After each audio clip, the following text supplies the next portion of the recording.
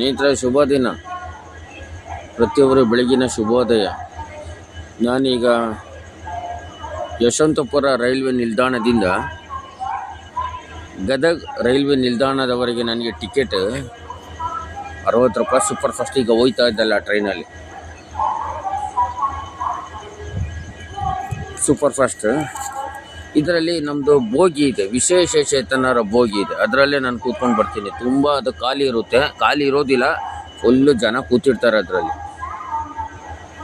ಎಷ್ಟು ಜನ ಕೂತಿರ್ತಾರೆ ಅಂದರೆ ಅಷ್ಟಿಷ್ಟ ಅಲ್ಲ, ತುಂಬ ಜನ ಕೂತಿರ್ತಾರೆ. ನಾನು ಬಂದಾಗ ಎಲ್ಲರನ್ನೂ ಇಳಿಸ್ಬಿಡ್ತೀನಿ. ನಾನು ಎಲ್ಲ ಚೆಕ್ ಮಾಡ್ತೀನಿ. ನಾನು ಟಿಕೆಟಲ್ಲಿ ಪಾಸ್ ಎಲ್ಲಿ ಅಂತೆಲ್ಲ ಚೆಕ್ ಮಾಡಿ ಇಳಿಸ್ಬಿಡ್ತೀನಿ. ನಾನು ಅಲ್ಲಿಂದ ನಾನು ಹೊಸಪೇಟೆ ತನಕ, ಈಗ ಹೊಸಪೇಟೆಯಲ್ಲಿ ಇದ್ದೀನಿ, ಹೊಸಪೇಟೆ ತನಕ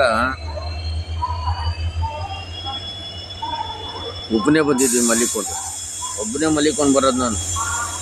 ಆ ಥರ ಇರುತ್ತೆ. ಎಲ್ಲ ಬೋಗಿಗಳಲ್ಲಿ ನಾವು ಎಲ್ಲ ಸರಿಯಾಗಿ ಪರಿಶೀಲಿಸಬೇಕು, ಕಾನೂನು ಗೊತ್ತಿರಬೇಕು. ನಾನು ಆ ವಿಡಿಯೋದಲ್ಲಿ ಸ್ವಲ್ಪ ಮಾತಾಡಿದ್ದೀನಿ. ಇನ್ನೊಂದು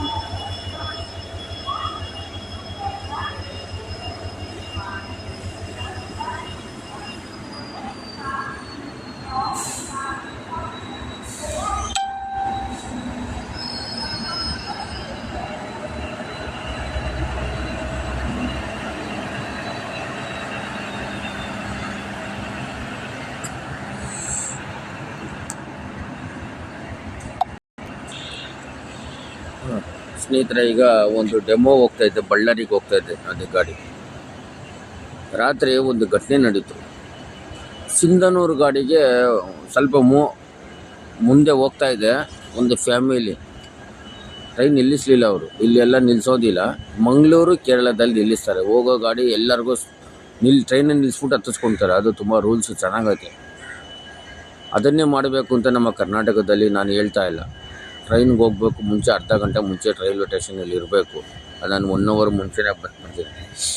ಆ ರೀತಿ ಇದ್ಮೇಲೆ ಆಮೇಲೆ ಸರ್ ಏನು ಮಾಡೋದು ಸರ್, ಹಂಪಿಗೆ ಹೋಗು. ನಾನು ಹೇಳ್ದೆ ಹಂಪಿಗೆ ಮಾತ್ರ ಹತ್ತು ಬಿಡಬೇಡಿ.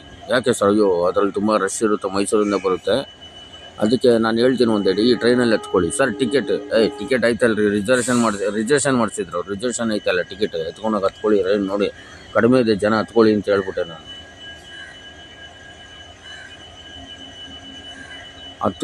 ಮತ್ತು ಹೆಂಗೆ ಸರ್ ನಾವು ಬಳ್ಳಾರಿಗೆ ಹೋಗ್ಬೇಕಲ್ಲ ಅಂದರು. ಆಯಿತು, ಬಳ್ಳಾರಿಗೆ ನಾನು ಐಡಿಯಾ ಹೇಳ್ತೀನಿ. ಇದು ಬೆಳಿಗ್ಗೆ 5 ಗಂಟೆಗೆ ಹೋಗುತ್ತೆ, ಹೊಸಪೇಟೆಗೆ 5 ಗಂಟೆಗೆ ಹೋಗುತ್ತೆ. ಅಲ್ಲಿಂದ ಪಕ್ಕದಲ್ಲೇ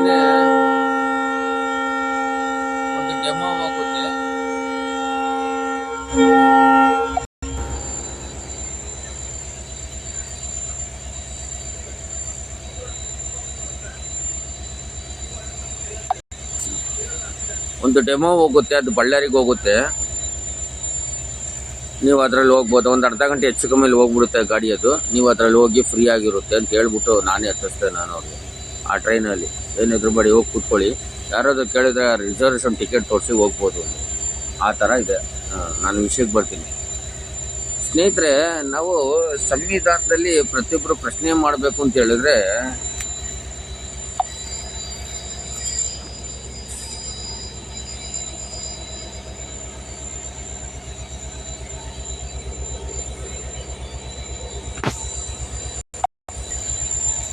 ಎಲ್ಲರೂ ತಿಳ್ಕೊಂಡಿರ್ತೀರಿ, ಪ್ರತಿಯೊಬ್ಬರು ತಿಳ್ಕೊಂಡಿರ್ತೀರಿ. ಏನು ಅಂತ ತಿಳ್ಕೊಂಡಿದ್ದೀರಿ? IRTC ಗ್ಲಾಸಲ್ಲಿ 10 ರೂಪಾಯಿಗೆ 170 ml ಕೊಡಬೇಕು ಟೀ. ಈಗ ನಾವು ಎಲ್ಲ ರೈಲ್ವೆ ನಿಲ್ದಾಣದಲ್ಲಿ ಹೋಗ್ತೀವಿ, ಎಲ್ಲ ಕಡೆ ಪ್ರಯಾಣ ಮಾಡ್ತೀವಿ, ಎ ಸಿಯಲ್ಲಿ ಹೋಗ್ತೀವಿ. ಎ ಸಿ ಅಂದರೆ ಉತ್ತಮ ದರ್ಜೆ H1 ಉತ್ತಮ ದರ್ಜೆಯಲ್ಲಿ ಹೋಗ್ತೀವಿ. ಎ ಸಿಯಲ್ಲಿ ಹೋಗ್ಬಿಟ್ಟು ಟೀ ಅಂತ ಕೇಳ್ತೀವಿ. ಅವನು ಚಾ ಅಂತ ಮಾರ್ಕೊಂಡು ಬರ್ತಾನೆ. ಟೀ ಅಂತ ಕೇಳ್ತೀವಿ, 10 ರೂಪಾಯಿ ಕೊಡ್ತೀವಿ. ಈ ಥರ ಚಿಕ್ಕ ಗ್ಲಾಸಲ್ಲಿ ತಗೊಳ್ತೀವಿ, ಕುಡಿದು ಬಿಡ್ತೀವಿ. ಆದರೆ ಕುಡಿಬಾರ್ದು. ಕಾನೂನಾತ್ಮಕವಾಗಿ ಪ್ರತಿಯೊಬ್ಬರು ಪ್ರಶ್ನೆ ಮಾಡಬೇಕು. ದೊಡ್ಡ ಗ್ಲಾಸಲ್ಲಿ ತಗೊಳ್ಬೇಕು ನಾವು.